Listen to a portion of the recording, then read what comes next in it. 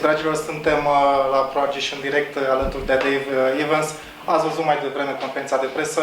Acum avem un interviu în exclusivitate cu primul solist al trupei AC/DC. First of all, it's a great honor to have you here in Pitești, in Romania.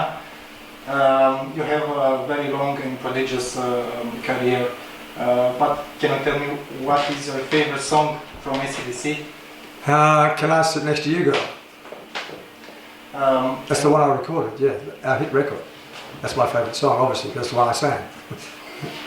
Do you like another song from other artists?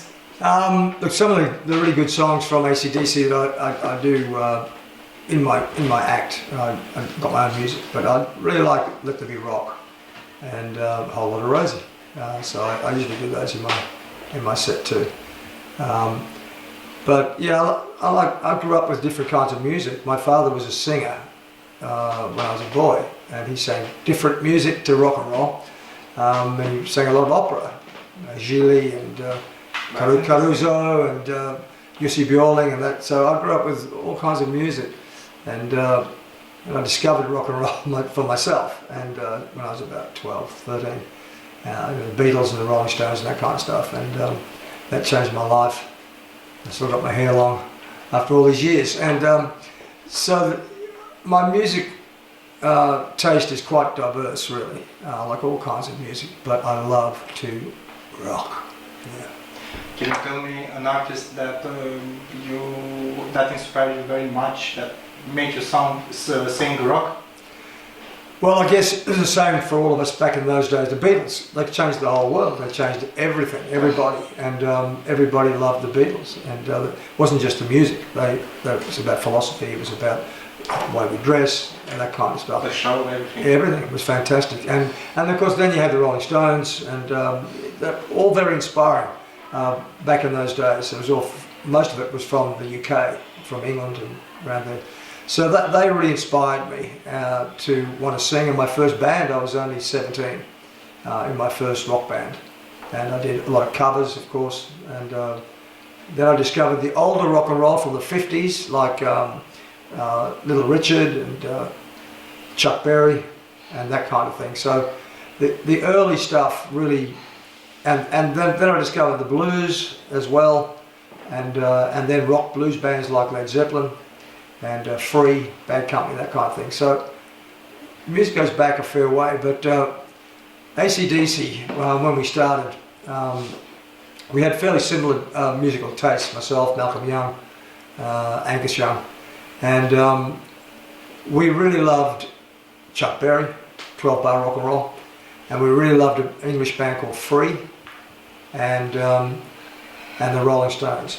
So if you put the Rolling Stones and Free and Chuck Berry together, you've got AC/DC right there. Yeah. If you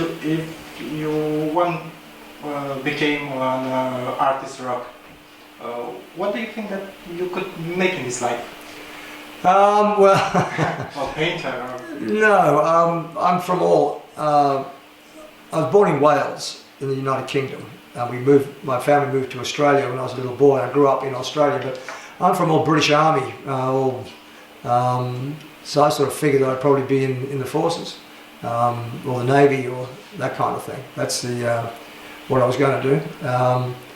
But circumstances changed when I was 16 and I left home. Had a big fight with my father, long hair and all that kind of stuff, and the whole generation of people back in those days left home. And in America, they went to Haight-Ashbury. In San Francisco, all the people that love power, and all sort of. In Australia, we went to a place called King's Cross in Sydney, and so forth around the world. So I didn't become a Navy officer like I thought I was going to be.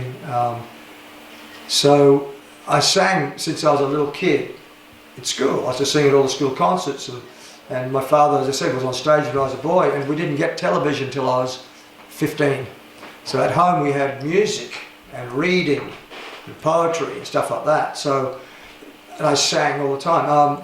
So when I wasn't going to go in the forces, I just started sort of singing with a couple of friends, and before I knew it, I was in a band when I was 17, my first rock band, getting paid money, and I started writing songs, and a few years later I was with AC/DC. But yeah, I was going to be in the military originally. That's interesting. Yeah.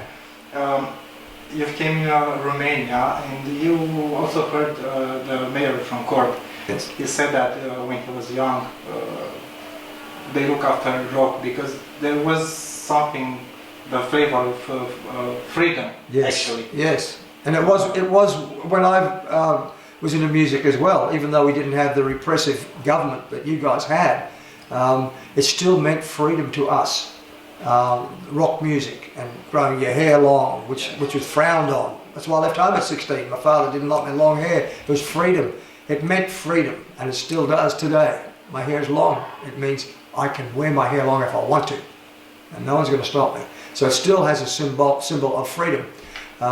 So you guys were in a completely different situation to us in the West, and I've spoken to quite a few people here, and how much rock music meant so much to people in Romania, because you weren't allowed to listen to it.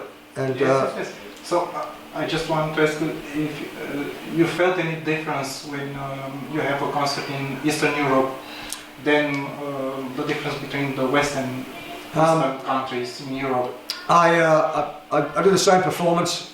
I always give everything I've got, and but I know the meaning, because I've toured Ukraine 4 times. And when the war was on with Russia, nobody else would go to Ukraine. Guns N' Roses cancelled, everybody cancelled. AC/DC wouldn't even go there when they did the European tour. But I went there. 4 times I toured in Ukraine, so I really know how much the music really meant to them. And I know Romania went through a similar thing to Ukraine. And so I do know the history of Romania. And I do know how much the music means to the Romanian people. And so yes, I'm mindful of that, but I just make people happy. That's what I do for a living. I make people happy, and I'm here in Romania to make Romanians happy too. So. How do you see Romania? You said that you look on Google, you search some information about the country. There's a lot here. There's a lot of history here. You know, going back to the Romans, before the Romans. A lot of natural beauty here too. You've got the volcano, bubbling mud and stuff where I'm going tomorrow. I've been taken there tomorrow, so I'm looking forward to that as well.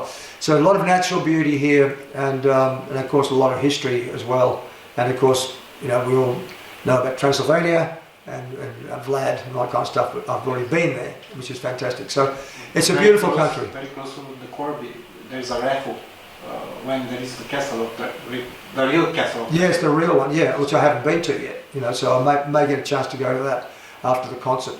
But I'm really huge on history all over the world. I always, when I'm in different countries, I make sure when I've got the time that I go to visit the countryside, the historical places of each country I go to, and meet the people in the country, in the city, and I do that everywhere I go in the world, and it's fantastic. And Romania, as I said, I didn't know too much about Romania, but I've been around the last few days, and last year, a couple of years ago, I've seen a lot of Romania, and but there's so much more that I haven't seen yet, and it's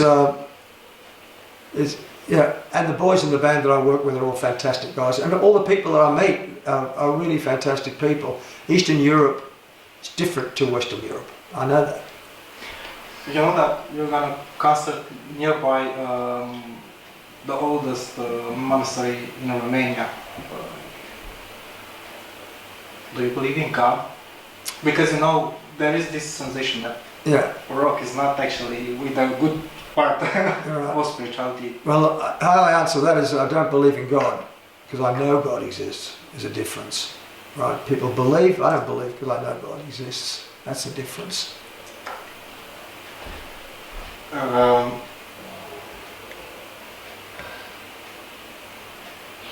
What did you like the most in Cork? I understand that you've been there a little bit. Just a little bit. We just stopped. I had an interview a couple of days ago, and So I haven't really had a chance to really go to any of the restaurants here yet. I've seen the countryside, which is absolutely fantastic. I went to the site of the Stoneman Festival and I was so excited, I couldn't believe it. So I've been to so many different festival sites and so many festivals, that's what I do. But when I got there, I was so excited, I was jumping up and down and looking around going, wow, look at this. So the countryside here is fantastic. And I know that the Stoneman Festival is going to be absolutely amazing. I'm really excited. I don't normally get excited before shows. I'm professional. I get very zoned in on what I'm doing.